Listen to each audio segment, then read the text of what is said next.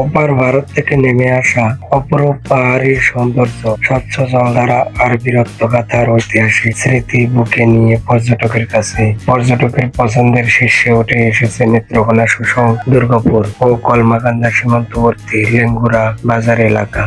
সীমান্ত ঘেঁষা সবুজ পাহাড়ের কোল ঘেঁষে বয়ে চলা গণেশ্বরী ও সোমেশ্বরী নদীর তীরে প্রতিদিন দেশি বিদেশি হাজারো পর্যটক ঢল নামে। দুর্গাপুরের বিখ্যাত সাদা ও নীল জলের চীনামাটির পাহাড় দেখার পর ভ্রমণ পিপাসুদের প্রধান আকর্ষণ থাকে সীমান্ত সড়ক ধরে লেঙ্গুরা বাজারে যাওয়া। এখানকার প্রধান আকর্ষণ গণেশ্বরী নদীর তীর ঘেঁষে অবস্থিত ঐতিহাসিক 7 শহীদের মাজার। 1971 সালে মহান মুক্তিযুদ্ধে শহীদ হওয়া 7 বীর সন্তানের এই স্মৃতিসৌধকে দেখতে এবং ভারতের মেঘালয়ের পাহাড়ের পাদদেশে নৈসর্গিক দৃশ্য উপভোগ করতে মানুষ এখানে ছুটে আসছে।